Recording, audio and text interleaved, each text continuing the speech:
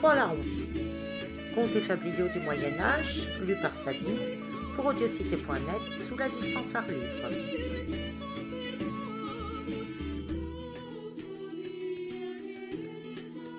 Seigneur baron, mon fabliau ne vous offrira pas les prouesses brillantes d'un chevalier. Il ne contient que les subtilités de 3 filous des environs de Laon, dont les talents associés mirent longtemps à contribution laïcs et moines. 2 d'entre eux étaient frères et se nommaient Emmet et Barat. Leur père, qui avait fait le même métier qu'eux, venait de finir par être pendu, sort communément destiné à cette sorte de talent. Le 3e s'appelait Travers. Au reste, il ne tuait jamais. Il se contentait seulement de filouter, et leur adresse en ce genre tenait presque du prodige. Un jour qu'ils se promenaient tout droit dans la forêt de Laon, et que la conversation était tombée sur leur prouesse, Emmet, l'aîné des 2 frères, aperçut en haut d'un chêne fort élevé un nid de pie, et il vit la mère y entrer. « Frère, dit-il à Barat, si quelqu'un te proposait d'aller enlever ses œufs sous cette pie sans la faire envoler, que lui répondrais-tu » ? « Je lui répondais, répartit le cadet, qu'il demande une chose qui n'est pas faisable. »« Eh bien, sache, mon ami, que quand on ne se sent pas en état de l'exécuter, on est en filouterie qu'un butor. Regarde-moi. » Aussitôt, mon homme grimpe à l'arbre. Arrivé au nid, il l'ouvre doucement par-dessous, reçoit les œufs à mesure qu'ils coulent par l'ouverture, et les rapporte, en faisant remarquer qu'il n'y en a pas un seul de cassé. « Ma foi, il faut l'avouer, tu es un fripon incomparable, s'écrie Barat. Et si tu pouvais maintenant aller remettre les œufs sous la mer, comme tu les en as tirés, tu pourrais te dire notre maître à tous. » Emmet accepte le défi et il remonte. Mais c'était là un piège que lui tendait son frère. Dès que celui-ci l'aperçoit à une certaine hauteur, il dit à Travers : « Tu viens de voir ce que sait faire Emmet. Je veux maintenant te montrer un tour à ma façon. » À l'instant, il monte à l'arbre près de son aîné, il le suit de branche en branche, et tandis que l'autre, les yeux fixés sur le nid, tout entier à s'approcher et attentif au moindre mouvement de l'oiseau pour ne pas l'effaroucher, semblait un serpent qui rampe et qui glisse. L'adroit coquin lui détache sa ceinture et revient, portant en main ce gage de son triomphe. Emmet cependant avait remis les œufs, et il s'attendait au tribut d'éloge que méritait un pareil succès. « Bon, tu nous trompes, lui dit en plaisantant Barat. Je gage que tu les as cachés dans ta ceinture. » L'aîné regarde, il voit que sa ceinture lui manque, et il devine sans peine que c'est là un tour de son frère. « Excellent voleur, dit-il, que celui qui en vole un autre. » Pour Travers, il admirait également les 2 héros, et il ne savait auquel des 2 donner la palme. Mais aussi, tant d'adresse l'humilia. Piqué de ne point se sentir, pour le moment, en état de jouter avec eux, il leur dit : « Mes amis, vous en savez trop pour moi. Vous échapperiez 20 fois de suite que je serais toujours pris. Je vois que je suis trop gauche pour faire quelque chose dans votre métier. Adieu, j'y renonce et je vais reprendre le mien. J'ai 2 bons bras, je travaillerai. Je vivrai avec ma femme et j'espère, moyennant l'aide de Dieu, pouvoir me tirer de peine. » Il retourna en effet dans son village comme il l'avait annoncé. Sa femme l'aimait. Il devint homme de bien, et il travailla si heureusement qu'au bout de quelques mois il eut le moyen d'acheter un cochon. L'animal fut engraissé chez lui. Noël venu, il le fit tuer, et l'ayant à l'ordinaire suspendu par les pieds contre la muraille, il partit pour aller au champ. Mais c'eût été bien mieux fait à lui de le vendre. Il se serait épargné là de grandes inquiétudes, comme je vais vous le raconter. Les 2 frères, qui ne l'avaient point vu depuis le jour de leur séparation, vinrent dans ce moment lui faire visite. La femme était seule occupée à filer. Elle répondit que son mari venait de sortir et qu'il ne devait rentrer que le soir. Mais vous pensez bien qu'avec des yeux exercés à examiner tout, le cochon ne put guère leur échapper. « Oh, oh !» se dirent-ils en sortant. « Ce coquin veut se régaler et il ne nous a pas invités. Eh bien, il faut lui enlever son cochon et le manger sans lui. » Là-dessus, les fripons arrangèrent leur complot, et en attendant que la nuit vînt leur permettre de l'exécuter, ils allèrent se cacher dans le voisinage, derrière une haie. Le soir, quand Travers rentra, sa femme lui parla de la visite qu'elle avait reçue. « J'ai eu si peur de me trouver seule avec eux, dit-elle. Ils avaient si mauvaise mine que je n'ai osé leur demander ni leur nom, ni pourquoi ils venaient. Mais leurs yeux ont fureté partout, et je ne crois pas qu'il y ait ici un clou qui leur a échappé. »« Ah, ce sont mes deux drôles !» cria douloureusement Travers. « Mon cochon est perdu, c'est une affaire faite, et je voudrais à présent pour bien des choses l'avoir vendu. »« Il y a encore un moyen, dit la femme. Ôtons-le de sa place et cachons-le quelque part pour la nuit. Demain, quand il fera jour, nous verrons quel parti prendre. » Travers suivit le conseil de sa femme. Il décrocha le cochon et l'alla le mettre par terre à l'autre bout de la chambre, sous la huche qui servait à pétrir leur pain. Après quoi il se coucha, mais non sans inquiétude. La nuit venue, les deux frères arrivent pour accomplir leur projet, et tandis que l'aîné fait le guet, Bharat commence à percer le mur à l'endroit où il avait vu le cochon suspendu. Mais bientôt il s'aperçoit qu'il n'y a plus de corde. « L'oiseau est déniché, dit-il, nous venons trop tard. » Travers, que la crainte d'être volé tenait en alarme et empêchait de dormir, croyant entendre quelque bruit, réveilla sa femme et courut à la huche tâter si son cochon y était encore. Il l'y trouva, mais comme il craignait aussi pour sa grange et son écurie, il voulait aller partout faire sa ronde, et sortit armé d'une hache. Bharat, qui l'entendit sortir, profita de ce moment pour crocheter la porte, et s'approchant du lit en contrefaisant la voix de Travers.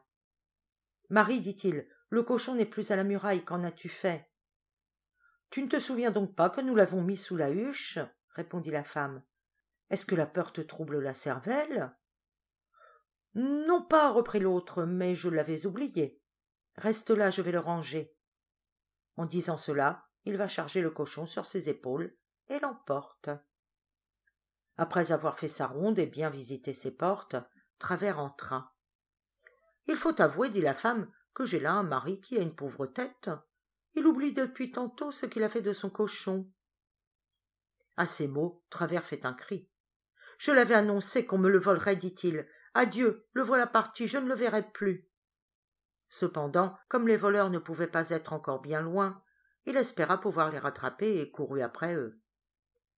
Ils avaient pris à travers champs un petit sentier détourné qui conduisait au bois où ils espéraient cacher leur proie plus sûrement.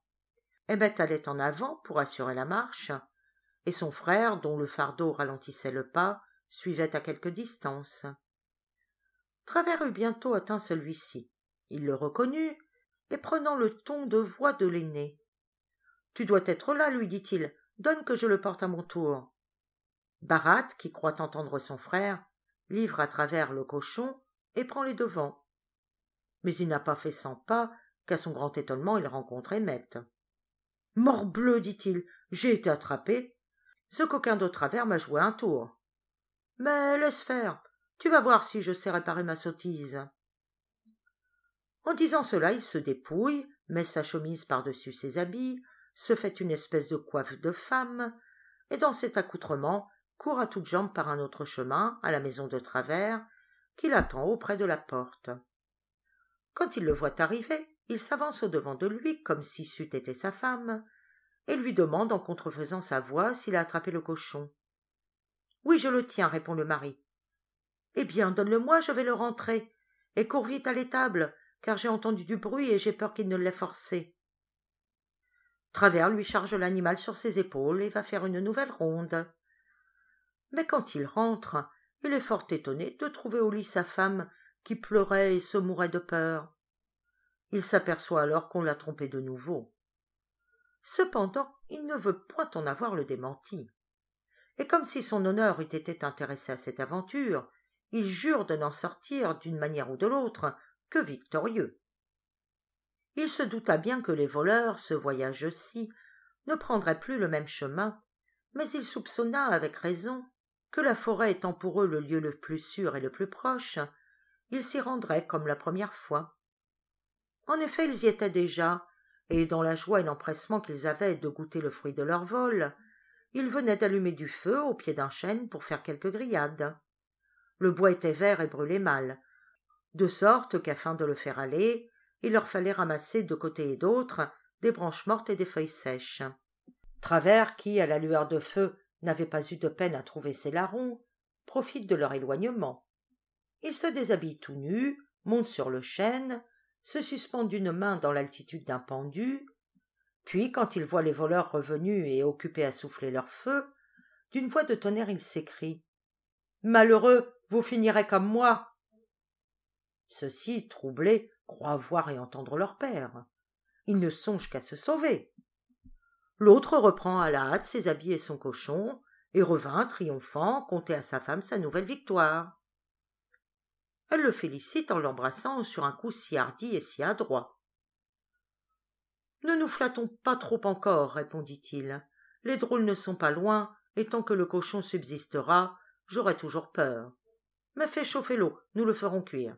S'ils reviennent, nous verrons alors comment ils s'y prendront. » L'un alluma donc le feu, l'autre dépeça l'animal qu'il mit par morceaux dans le chaudron, et chacun d'eux, pour y veiller, s'assit à un coin de la cheminée. Mais Travers, que l'inquiétude et le travail de la nuit avaient beaucoup fatigué, ne tarda guère à s'assoupir. « Couche-toi, lui dit sa femme, j'aurai soin de la marmite. Tout est bien fermé, il n'y a rien à craindre, et en tout cas, si j'entends du bruit, je t'appellerai. » D'après cette assurance, il se jeta tout habillé sur son lit, où il s'endormit aussitôt. La femme continua pendant quelque temps de veiller au chaudron, mais enfin le sommeil la gagna aussi, et elle finit par s'endormir sur sa chaise. Pendant ce temps, les larrons, remis de leur première frayeur, étaient revenus au chêne. N'y trouvant plus ni le pendu ni le cochon, il ne leur avait pas été difficile de deviner le vrai de l'aventure. Ils se crurent déshonorés si Travers, dans ce conflit de stratagèmes, l'emportait sur eux, et ils revinrent chez lui, fortement déterminés à déployer pour la dernière fois tout ce dont ils étaient capables en fait de ruse. Avant de rien entreprendre, Bharat, pour savoir si l'ennemi était sur ses gardes, regarda par le trou qu'il avait fait à la muraille.